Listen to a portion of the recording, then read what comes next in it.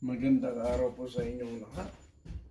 Ito po ang gugupitan natin ng black crown style. Nagupit binata.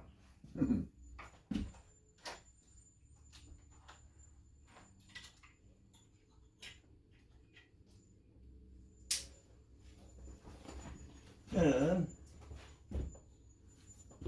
1/8 to 1 inch.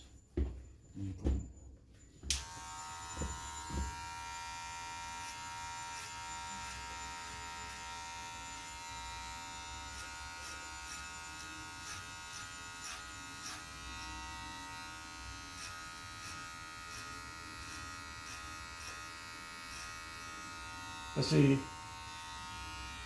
gusto kong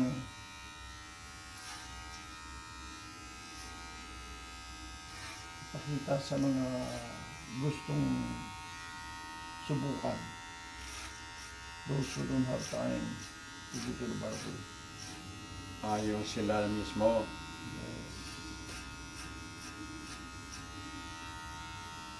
Do it yourself. Kasi kahit sa army, ang problema doon sa or military, mahaba ang linya. Oo. May na-experience ako, isang platon nasa labas. Waiting for the barber. Nakaparedris. Sabi ko, bah, are those all coming here? Yes. Oh my God. Kaya sa amin nung boss namin, bilisan na. Nagugupit ka na noon doon? Okay. Pero wala kang bayad? Mura.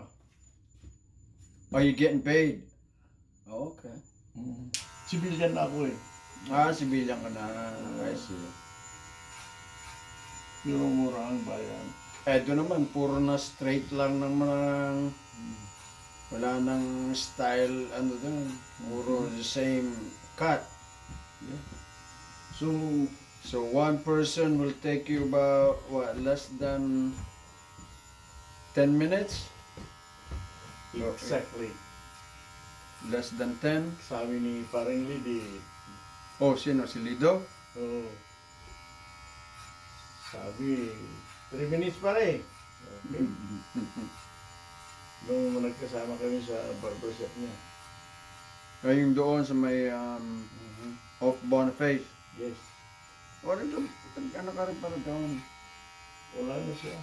Oo, wala na. Patay na. Yeah.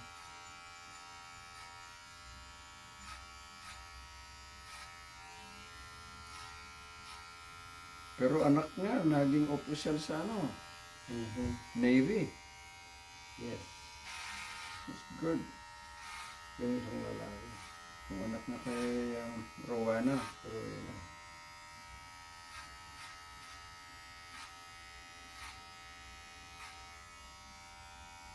Nagpagpitin dito minsan. Yung Navy.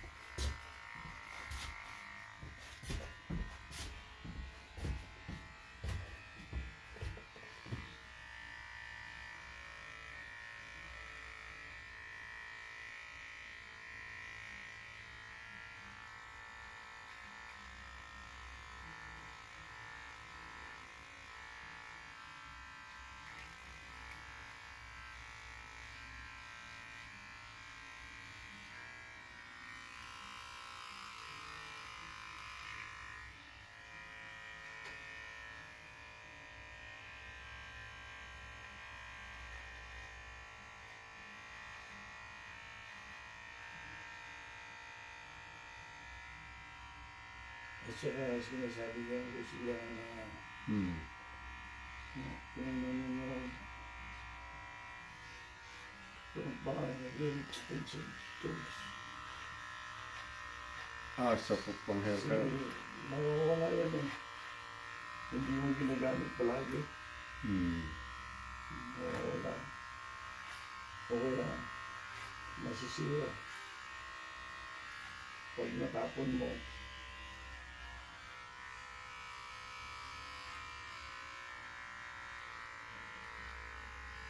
napitawan mo kumandar na yan. Sisira yung blade. Kaya sabi ko, ay, huwag yung mamahalin ng bibilihin na. Yung ko naman, yung marahin. Kala ko ito, Hmm. kala ko laruan lang. Pwede naman pala eh. Kasi mura-mura sa kwan. Burlington. Yeah. The whole kit Diba? costs less Yung than mga $50. personal, Less than $50, di ba? Personal na panggupit. Mm-hmm. Ayos to. Cordless. At saka napag-aralan ko sa mga ibang gumagamit. Ito pala, Hmm. yung USB ba yun? Yeah. Automatic na mag-adjust kung saan mo ipa-plug sa 220. Oh, or yeah, 110. yeah. Nako, hindi ko alam yun. Mm-hmm. Gandi. It's variable from 110 to 220. Yes, automatic daw. Mm-hmm. Yeah, just same charger for the telephone. That's why. Yung USB. Hindi, kasi yung problema natin, yung gamit dito na 110, no? Mhm. Pagdating sa Pilipinas, 220. plug, oh, sunog. Yeah. Nasusunog agad, di ba? Mm-hmm. So, That's how the new electrical mga nowadays. Kaya Puro na sabi ko, universal Wala universal use. Kaya, maganda na. Mm-hmm. Kahit saan ka magpa-plug, walang problema, hindi masisira. Ganon din ang problema sa mga power tools na they're specific for the voltage input. Yeah. They will definitely change that to a variable input. Yeah. Kasi kaya may square yung pinaplaga ng USB is there's a transformer like or as a coil of wire inside that will automatically adjust the output.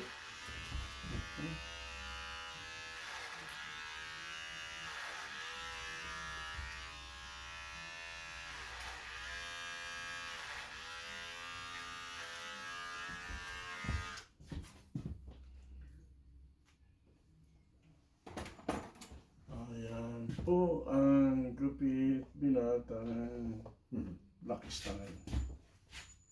Sa likod. Ganyan po.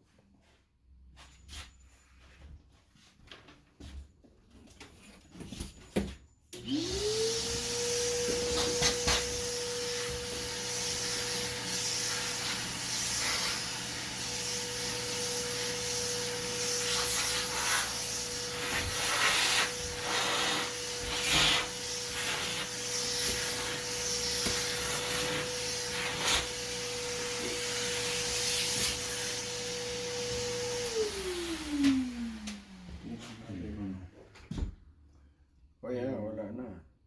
Lumangit na narito. Puno. Yeah.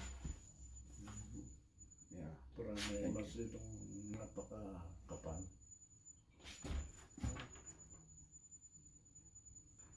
Keep up the good work.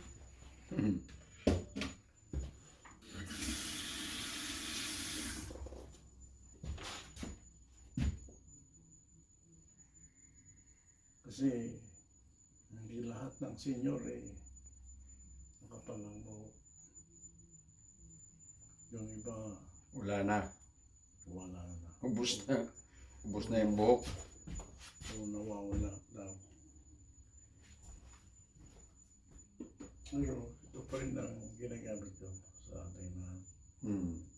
Growth oil. Yes. Kahit ano yung base oil, kaya ng olive oil, coconut oil, o whatever.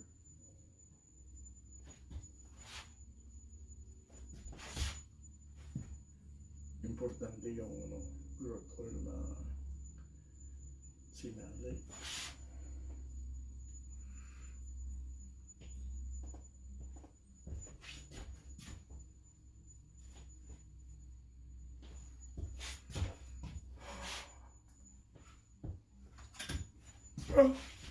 Mukhang nawawala na siguro ang OFW. Bakit? OFW? O yung overseas Filipino workers. Oh, bakit? Mukhang papunta na sa Pilipinas itong mayayaman. Tadalin yung business doon. Oh, that's good. Yeah, kasi ano ba yung nakita ko sa YouTube Oh, yeah. yung Si Elon Musk. Vietnam. Mm-hmm. They're inviting people to come because they don't have enough people to work. I like to see Philippines like that. Na, kulang ang Pilipinong magtrabaho. Well, may nakikita ako sa mga panapanood ko sa YouTube. I don't know how true it can materialize or realization of that. Kasi si Elon Musk, supposedly the richest man in the world, he wants to invest money in the Philippines. Yes. And attract all kinds of manufacturing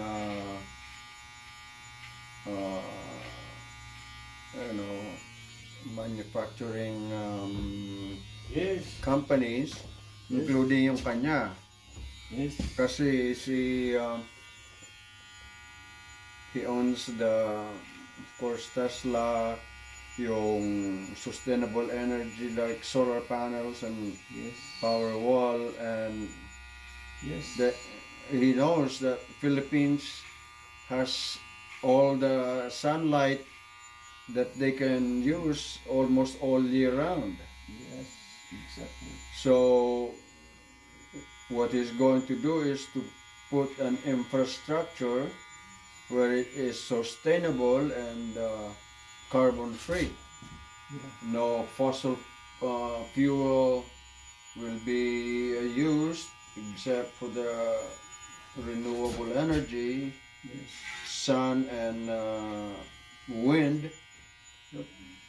And also they go into the tidal wave energy, Yes. The windmill. the windmill. Yeah.